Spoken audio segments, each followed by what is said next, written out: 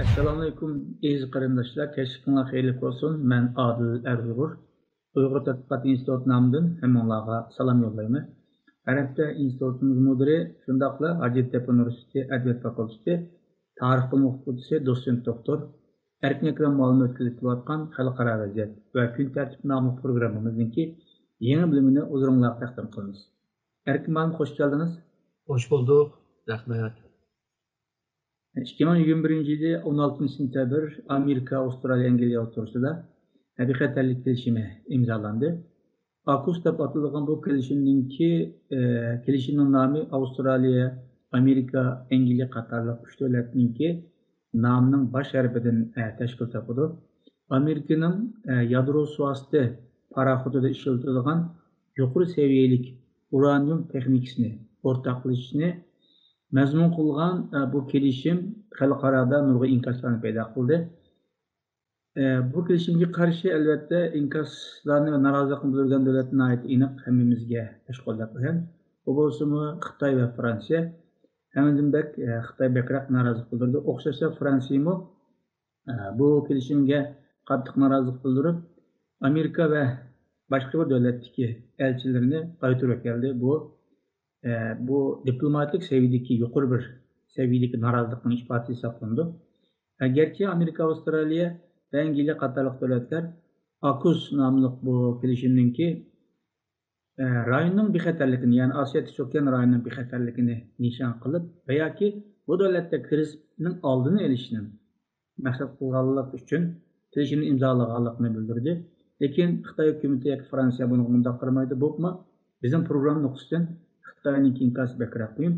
Xitoy darhol bayonot berib, mazkur kelishimninki Osiyo Tinch okean rayonininki tamponligiga ziyon beradiganligini, rayonda qurol raqobatini ulg'aytiradiganligini, hammadan chataq yeri so'g'uq munosabatda urushini qaytadan paydo qilganligini bildirdi. Biz bugungi programmamizda mazkur kelishim nima uchun tuzilganligini, bu kelishimninki mazmunini, Xitoy bilan Fransiyaning bo'libmi, Xitoyning nima uchun bu kelishimga qarshi chiqadiganligini, Xitoyninki bu kelishim qarta bu 3 davlat nisbatan nimalarni qildiganligi, bu kelishim narozi bo'lgan Fransiyaninki Yevropa ittifoqi davlatlari bilan munosabatlarni kuchaytirish yo'lida keyingi qadamlarda zo'r qadamlarni tashlab qilayotgan yoki tirishchilik ko'rsatayotgan Amerikaga bu kelishim sababli qanday inkos qaytaradiganligini, mazkur kelishimninki Amerika bilan Yevropa ittifoqi va NATO bilan bo'lgan munosabatiga qanday ta'sirlarni olib keladiganligini, Xitoyning bu fursatdan foydalanib qanday chora qo'llanganligini haqida muhokama qilishimiz. Erkin oldi bilan bu mazkur kelishim Xitoyni qattiq norozilik paydo qilgan bu kelishim nima uchun tuzildi? Bunga bir javob bergan bo'lsangiz. Hem de birinciden bu harbiy jihatdan desek, bu suvosti parxodninki aloyiqligi jihatdan desek, bu xil parxodlar bu yadro kuchi bilan harakat qilg'achqa dengizning ostida pek jiq ovoz chiqarmag'achqa radarlar tarafdan bayqib tutamay qoladi, ko'ramaydi. Bundan keyin bu boshqa ovoz bilan misolga arplan uchib berib dengizda, ya'ni shu kiyimini dengiz osti parxodni izlashmi qiyin bo'ldi. Ikkinchidan bu xil parxod yomon jiroqlarga bora oladi. Normalda misolga boshqa mayni ishlatgan bo'lsa yoki batareya ishlatgan bo'lsa jiroq yerlarga boramaydi. Ama yadro kuchi bilan mang'ashqa 200 mil dengiz metresi 200 ming mil jiroqlarga boradi. Ya'ni dunyoninki nurg'un yerga boradi. Hamda bir chiqib kelsa necha oy damamay mang'il bo'ldi. Shuningga bu Avstraliyadan Xitoyninki shu Janubiy Xitoy dengiz taraflariga kelishi texmi osonlashtirdi. Şununla bu Amerika, İngiltere ve Avustralya'nınki birlikte bunda bir planını kılışı tabii ki bu rayonda bir mevcut tamponluğunu bozup koygan bir Xitoy var. Yükselgen her kadar güç mevcut tamponluğunu bozup zaten. bununla karşı bo'lganligini bileriz. İkinciden bu yani kural çektim desek, bu normaldeki şu deniz astı parklar torpidol deydigan bir bomba işintidir. O hareketke ötken vaxtıda onu bilelaydigan bir ahval bulur. Ama bu denizninki xili çoğunluq bir yerde asla avazsız hareket qilg'achqa torpidolni ishlatgan vaqtida qolgan deniz asti parklardan texmi xavfsiz bo'ladi. Xitoy jettin deydigan bo'lsak, Xitoyning hozir mushu deniz ostida bo'libmi mushu yadro kuchi bilan harakat qiladigan deniz asti parkni ko'rolmaydigan va ko'rsama uralaydigan bir kuchga ega emas. Hozircha kelgusida bo'lishi mumkin. Shuningga bunda parxutlarninki Xitoy dengizining atrofida ko'paysa, o Xitoy uchun bir xatarlik bo'ladi. Chunki Xitoy bir chetdan ko'ramasa, o agarda bomba atsa yoki o roket va boshqurilgan bomba. Bombalar bunlarni atgan vaqtida hamda dengizning ostidan uralaydi, seni mümkün turib uralaydi. Yani denizin astidan quruqliqqa uralaydi. Denizin astidan kemiga uralaydi. Xitoyning kemiga. Bo'libmi Xitoyninki bu uçak kemisini texmi asan uralaydi. Yani Xitoy uchun gayet cho'ng bir xatarlik bu. Hamda xavfsizlik chetdan deydigan bo'lsak, Xitoy mushu Janubiy Xitoy dengizini %90'ını hammasi meningki deb turib oldi. Ve çigralarını sızıp hem deniz çigralarını hem de hava çigralarını sızıp taklamışa ötüdüğün bolsa menden ruhsat alıdı degan qiliqni qilishga başladı. Ondan keyin Filipin bilan bo'lgan aral ixtiloflar bor, Japoniya bilan bor, Tayvanni tehdit qilyapti. Ondan başka Brunei deymiz, Malezya deymiz, Vietnam deymiz, Tayvan deymiz. Bular bilan şu ixtiloflar bor. Bu yerda urush jidalninki ahvoli paydo bo'ladi. Shuningga bu rayonda kemilarninki rahatcha veya xavfsiz bir ahvolda, bir xatar ahvolda ma'alish uchun bu rayonda bir xavfsizlik bir rayon yaratmak lazım. Amerika'nınki ve İngiltere ve Avustralya'nın maqsadimi bu rayonda bir xavfsizlik bir muhitni yaratish. Agar Xitoy bununla urushman, jang qilaman desa, u vaqtida bu hozir biz degan deniz asti parxda bu yadro kuchlar bilan undaqda boshqa kiyimlar bilan, boshqa urush kiyimlar parxlar bilan birlikda harakat qilishga boshlaydi. Birlikda harakat qilgan chog'da ham havoda, ham dengizning ustida, ham dengizning ostidan Xitoyga hujum qila oladigan bir xil sistemni shakllantirishga tirishyapti. Ama yalnızla Avustralya'nı bunda güçlendiriş bile yetmeydi. Şununla Hindistan deymiz, Japonya deymiz, Janubiy Kore deymiz. Bularni mı içiga olgan taqdirda ve shundaqla bu Asiyada bir NATO teşkilatı o'xshamasimi, NATO teşkilatı o'xshaydigan xavfsizlik bir qo'shinni shakllantirgan vaqtida onundaki Xitoyga taqabul tura oladi yoki Xitoyninki jang etishninki qarorligiga qarshi chiqa oladi. Malum siz hazır bu kelishimninki nima uchun tuzilganligini, shunaqla Xitoy nuqtasi nima uchun xatarlik ekanligini va Xitoyning nima uchun qattiq inkos qaytarganligini bildirib o'tdingiz. O'xshashda Xitoy bayonot berib, bu kelishimninki bu rayonda sovuq munosabatlar urushini paydo qilganligini bildirdi. Xitoylar nimani ko'z tutmoqchi sovuq munosabatlar urushi deganda? Bu aslında Sovyetlerge karşı Amerika bir NATO qo'shinini kurdu. Tabii ki bu Sovyetlermi özge Varşova Park bunu kurdu. İki taraf hem de mana jang qilamiz, ati jang qilamiz deb bütün dünyanın xatarlik ostiga akeldi. U yerdagi demakchi bo'lgani Xitoyning sen bana meni düşman görüp meni yo'qotishga tirishyapsan degan gap. Ama Xitoy gapning 20ni demayapti. Men sanga qarshi tayyorlikda qilyapman deydi. Xitoyninkimi yadro bilan harakat qiladigan bu dengiz osti parxodlar bor. Xitoyninki dengiz yüzeydagi xilma-xil kemalar var, urush parxodlar. Shundaqli Xitoyninkimi dengizdagi parxodlarni, dengiz osti parxodlarni ta'qib qiladigan helikopterlar var. Hamda Amerikachilik, texnik jihatda Amerikachilik bo'lmasimi, Xitoymi aslında bu yerda jidal yaratqachqa Amerika bu inkosni ko'rsatyapti.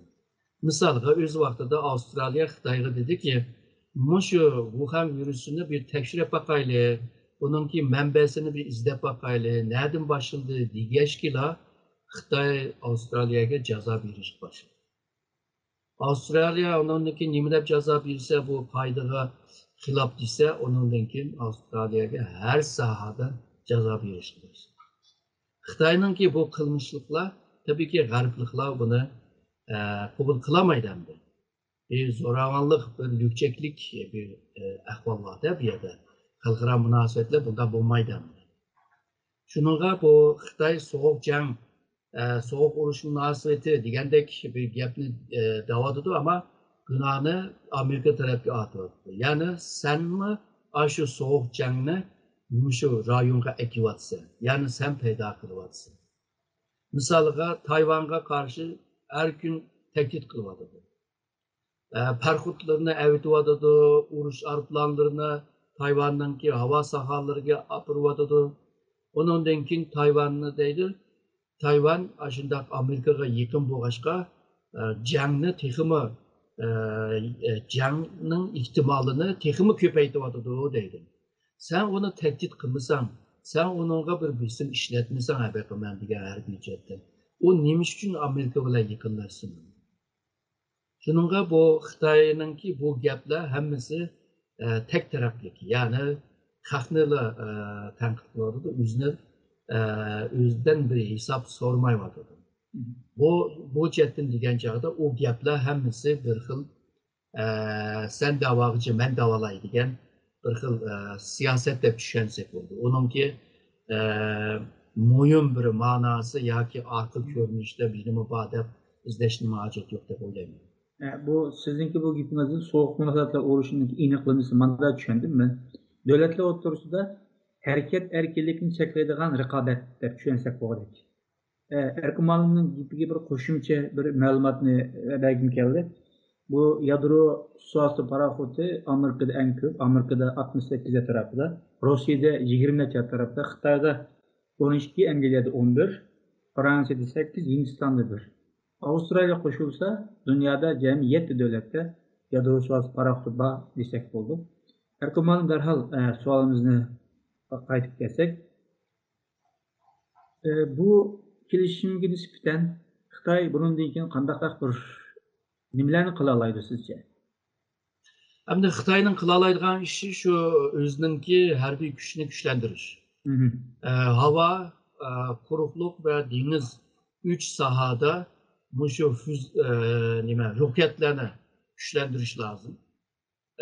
Uzun mesafeli, o'rta mesafeli mushu roketlarni, xil roketlar bor. Bu roketlarni kuchlantirish keldi.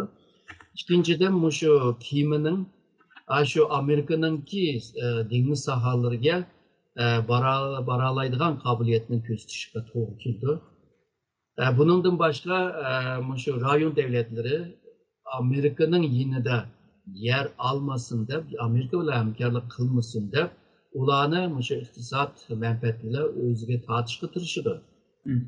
Ama buni Xitoy agarda Amerika bilan jang qilaman degan holda u vaqtida hamda bir jang hamda Osiyo Tinch okeanida bir jangdan qutulish qiyin bo'ldi. Mana degan chog'da nazariya jihatdan har ikki taraf, ya'ni Amerika taraf bo'lsin, Xitoy taraf bo'lsin, bular hammasi bir jangninki nazariya jihatdan demoqchi, jangning tayyorligini qilyapti.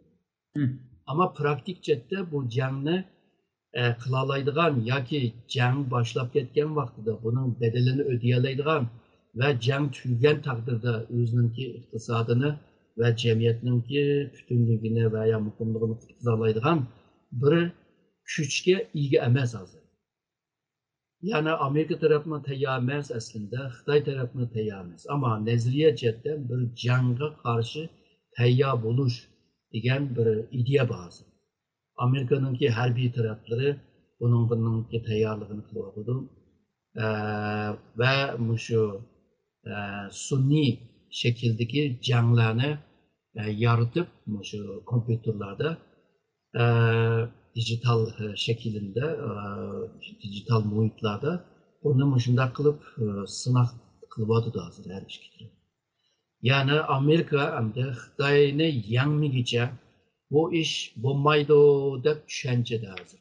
Malum bu xalqaro yadro qurollarının kengayib ketishinin oldini olish munosabatli bir kelishimnoma bor. Avustraliya bu kelishimnomaga a'zo, lekin yadro qurollariga ega bo'lmasa bu kelishimga a'zo davlat. Bundan keyin buning asosan xalqaro yoki har qaysi davlatlarda bu yadro qurollanish ahvolining suratini keltirib chiqarani yo'q. Bunun ihtimali var. Çünkü hazır Amerika mesela Japonya bile bunda bir hemkarlık kılmadı. Çünkü Japonya'nınki asas kanunun 9. maddede bundak bir yadro güçke ilgi bozuşuğa ruhsat vermeyler. Cenub Kore'ye belki müşindak bir yadro güçke ilgi bozuşuğa arzu kılıdı. Ki bunu devatkanlar var mı? Cenub Kore'ninki harbiy mütehassisleri. Tayvan'a gelsek mesela Tayvan 67. yıldan itibaren yadro güçünü yaratışga tirishgan. Amerika'nın bismidan köpeğiyle vazgeçken. Hazır devatkan bu üç devlet hemmisi yadro güçke yani teknoloji cihette yadro güçke ega. Yani bilim cihetten ega. Ve ham malzeme deyimiz bunu Materyal. bomba işletişteki malzemelerini tayyor desek oldu bunları.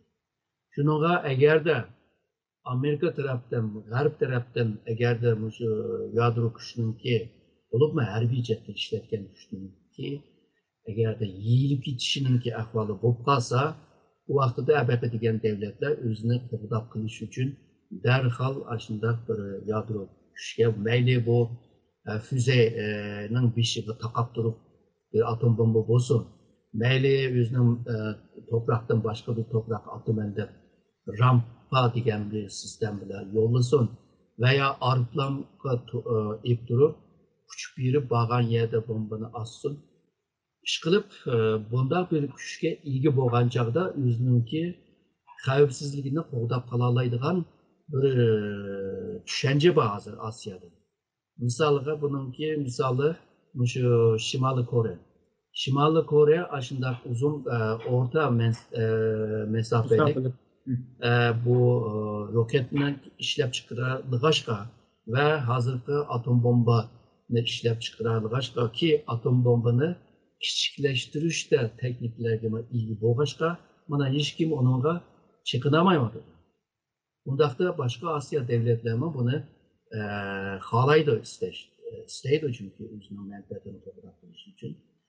Eğer de misalga yaqinda bu Japonya'nınki baş ministri nimaga Amerikaga bormoqchi. Mushu meselelerini sözleşildi deb o'ylayman. Yadro meselesi. Eğer de bunda ahval paydo bo'lib qolsa, bunda bir ahval o'tirib chiqadi. Xitoyning etrafı hammasi yadro quroli bilan qurshab olgan bo'ladi. O vaqtida Xitoy uchun texmi yomon bir ahvol paydo bo'ldi. Yani Hindiston, Pakiston, Rusya, Shimoliy Koreya, Janubiy Koreya, Japoniya, Tayvan bu devletlerde bo'lsa, misalga Taylandmi ve Vyetnammi shunga nomzod hamda yadro kuchga. Bularda mı bo'lsa Xitoy hamda bu etrafdagi xavfsizlik ahvolini qandaymi yengalaydi. Şununla Xitoy uchun texmi bir xatarlik ahvol yaratyapti. Hem de bu yadro kurallarına karşı kurallarını kaçan işlep çıkırımız o kinki meselemdi. Şununla bu evvel sizinki sualığa karda biraz uzun anlatıp gittim. Hı. Çünkü nurgun devletler özününki xavfsizligini şu yadro güçler qoğdan qılıp oludu degan düşüncede. Misalga hazır İsrail'de var mı yok mu degan meseleni hiç kim digizmeyapti. Misalga İran misalga. Onunki neft ve tabii gaz şunda köp. Ama deydi bizimki enerji yetmeyevadıdır, yadro güçlüler enerji işlep çıkırmıyor. Esimde hemisi şu. Misalga Türkiye mi şu yadro kural işlep çıkırışka potansiyel deyimiz var. Ona teknoloji jettim olsun ve malzemeninki tolup olmaz jettim olsun. Bu mu bu? Şununla bu xil kilişimden keyin dünyada hem de yeni bir yadro kurallarının ki yadro güç ve güçünün yaratkan güçler payda kılan kurallarını çekleş kilişimini yeniden bir imzalaş lazım. Şunun doğru geldi. Bu mesela elbette degen yadro güçke ilgi boğan her kanda bir devlet tuyuksuzla açığı kelip birisini etip koysa hem de kalan devlet mi ben mi üzerine qoqdayman deb o mu etip kalsa hem de bu yaşar tügeydi. Valla bu koduklu kelişimden Avustralya'ya qaraydigan bo'lsak, Xitoylar iqtisodiy jihatdan munosabat bor. Lekin iqtisodni bir yoqqa qarab qo'yib, yana bir davlat uchun bexatarlikniki intayin muhimligini his qilib, Fransiya bo'lgan to'xtamni buzib tashlab, Amerika, Germaniya, Angliya bilan to'xtam tuzdi. Bu shuni ko'rsatib turibdiki, siz hozir degandek Yaponiya, Tayvan qatorliq davlatlarni Xitoy bilan iqtisodiy munosabatni bir yoqqa ayirib qo'yib, balkim bexatarlik jihatdan texim ahamiyat berib shunga. Siz degandek bu kelishimga moyil bo'lish ehtimoli bor degan yakun kelsak bo'ldi. Sualimizni davomlashtirsak, Avustraliya, Angliya, Amerika bilan bexatarlik kelishimi imzolashdan burunla Fransiya bilan kelishim imzolab qo'ygan edi. Bu kelishimniki umum summasi xabarlarda 90 milliard yevro atrofida ekanligi bildirildi. Ama bu qatim kelishim imzolangandan keyin Fransiya qattiq norozilik bildirdi. Xitoydan qarashlar Fransiya o'zining noroziligini bildirib, elchilarini qaytarib kelgan bo'ldi. Bu ahvol bu Amerikaniki Xitoyga taqobil turishda Yevropa ittifoqi bilan munosabatni texnik yaxshilash uchun kirishib qilayotgandi.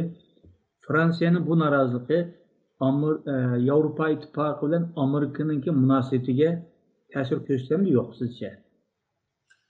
Küstüdü bence vaktince bir menfi bir ahval yaratıldı dep oylayman. Çünkü nurgun pul bile imzalaşkan bir kilişimni Avustralya taraf onu iptal kıldı. Bu Fransa'nın için bir iktisadi ziyan hem de. İkinciden hem de Fransa'nın ki inovatifimi çekingan bir ahval oldu. Üçüncüsü hem de Avrupa Birliği yoki Avrupa devletlerine ehemmiyet vermegenligini gösterdi. Yani kıta Avrupa. Çünkü İngilizce Aralıya Avrupa değil mi? Şununla vaktince bu devletler arasında bazı meseleler çıkıdan. Ama bu devletler oturup müzakere kılalaydıgan devletler. Şununla Fransa'nınki bazı ziyanlarını töylep birdiğen yoki bunundan keyinki bir projedeyle bir işe Fransa'ya bir imkan birdiğen bundan bir işini kılgan takdirde tüzüldü dep oylayman. Çünkü bular ortak kıymet qarashga ega. Xitoyga karşı hemmisininki bulupmu Xitoyninki tehdit cihetdeki bu noktada bu meselede ortak göz kararları var. Hem de ticari iktisatta belki biraz farklı. Ama Xitoy cihetden degan çağda bu Fransa ile Amerika'nın arası yoki Fransa Avustralya'nın arası bozuluşu Xitoy için faydalı. Çünkü Xitoy bir bütün Avrupa Birliği'ne ta'sir ostiga ololmaydi. Shuningga Yevropa Birligini bölüp durup, yani devletlerini bölüp durup, ondan ta'sirini yaratqılı bo'ldi. Xitoy bu taktikka naydi usta endi. Shuningga Yevropaning ichida bunday bo'lingan bo'lsa, texmi yaxshi bo'ladi endi Xitoy uchun. Ammo shu bo'linib, cho'lib kelsa, u vaqtida Xitoy uchun yana yaxshi emas. Chunki Yevropa Birligininki tashkil qilgan bir bozor bor. Bu bozorni bu bozor Xitoy naydi qiziqdi bu bozorga. Shuningga bu parçalıb ketmeyen bir halda Avrupa Birliği'nin bozulgan halini Xitoy xohlaydi. Hem de bunu mu Avrupa Birliği mi biladi, Amerika mı biladi bunu, Avustralya mi biladi. Şununla kelgüsünde yani Fransa'nın konuunu aldığan bir işlerimi kılıdı deb o'ylayman. Oğlum bazı mutaxassislar bu John Biden hükümetininki tuyuqsiz Afganistan çekinishi yoki Yevropa İttifoqi davlatlariga maslahat solmayla qara elibla Afganistan çekinishi shundoqla bu qatim bu Angliya ve Avustraliya bilan kelishimni tuzishi qarab Biden hükümeti Trumpga o'xshash harakat qiltamdi qandaq degan bir savollarni o'rtaga qo'ymoqda. Ya'ni Amerika birinchi o'rinda, yani Yevropa İttifoqi olsun yoki boshqa NATO olsun, ularning manfaati ikkinchi o'rinda deydigan bunday bir ko'z qarashni o'rtaga qo'ymoqda. Bu ahvol NATO yoki Yevropa İttifoqi davlatlarining Amerika bo'lgan ishonchisini sustlashtirib qo'yayotganligini deyotdi. Siz bayatdan oldingi savolda buni javob berib o'tdingiz, ammo rost deganda bu shundoq Amerika bo'lgan ishonchini yo'qotib qo'yayotamdi Yevropa İttifoqi davlatlarininki. Yakında bo'lgan voqealar Amerikaningki xalqlarga bergan o ishonchlikni, ya'ni kreditini ojizlashtirib qo'ydi, to'g'ri. Bundan keyin ishondirolmaydigan, ya'ni boshqa Yevropa davlatlari, g'arb davlatlarini ishondirolmaydigan bir ishlarni qilishga to'g'ri keldi. Amerika buni qiladi deb o'ylayman. Hamda nima ish qildi, qanday qildi uni deb bilmayman. Çünkü bu xalqaro munosabatda ishonchlik berish nihoyatda muhim bir masala.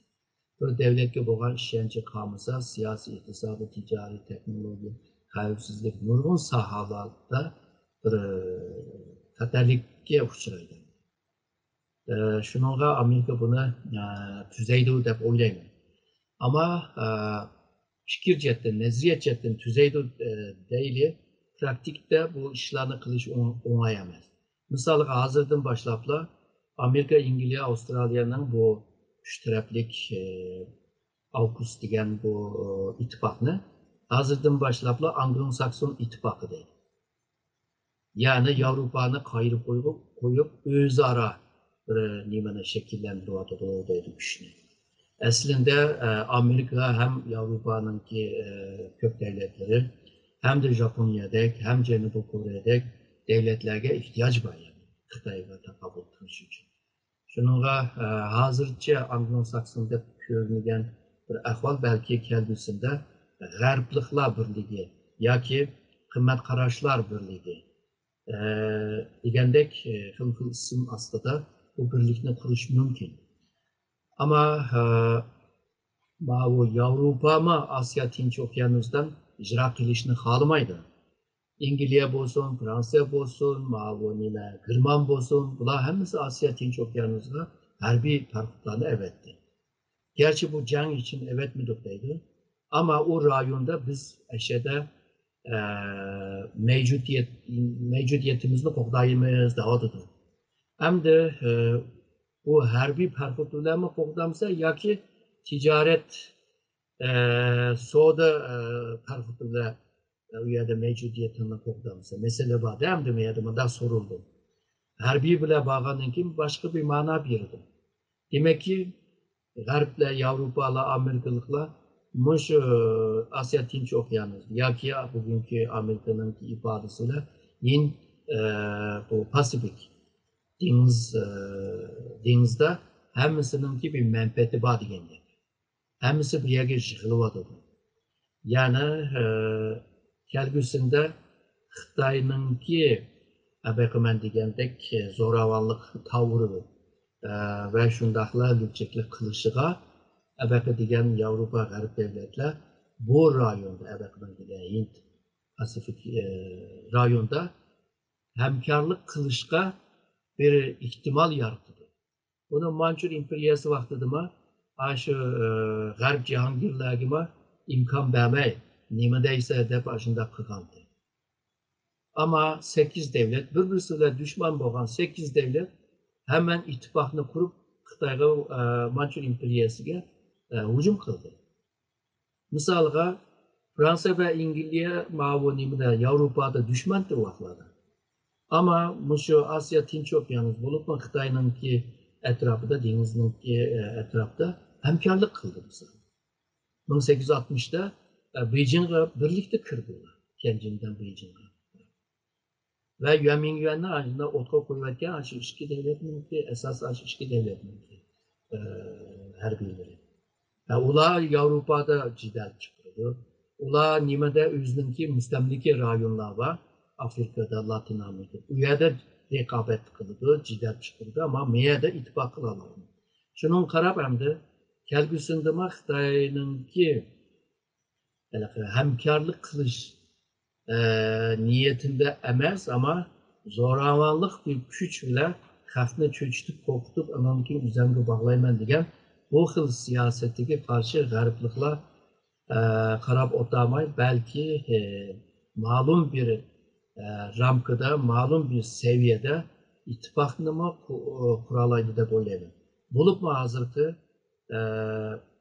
bu AQUS degen bu teşkilat değil, bu her bir teşkilat. Ve bu 24'de Amerika'da tötlük devletlerinin ki nimisi içinde jığını. O 16 yıldan biri var ama burun belki çık aktif emezdi. Yakın yıllarda aktif oldu. Yani Japonya, Hindistan, Avustralya, Amerika. Yani bu tötü bile üçü aslında birbirine yakın. Ya da şu Hindistan bile Japonya yok. Bunlar kıytılıp belki Asya'nın ki bir xavfsizlik mekanizmanı kurup çıkış mümkün. Yani NATO'nun ki Asya şekli de böyle. Eğer de bunda kurulup kalsa hem de Xitay'nın ki bu rayonda hem devletlerini çöküştürmen, korkutman, diveyleme, heves kılman degen ahvalga takabül kıldıgan bir güç şekillerini doğru oylayman. Aziz görürmenler, programımızı müşahede ahırlaştırıyoruz. Bugünkü programımızda Angliya, Amerika, Avustralya qatarlıq üç dövlət oturuşda imzalanğan AQUS namıdaki kilişim ve bu kilişimge Xitay'nınki bildirgen inkaslarını körlügen halda muhakeme yapardık. Erkim Hanım, muhakemeniz için, analiziniz için köp rahmet. Ben rahmet ederim.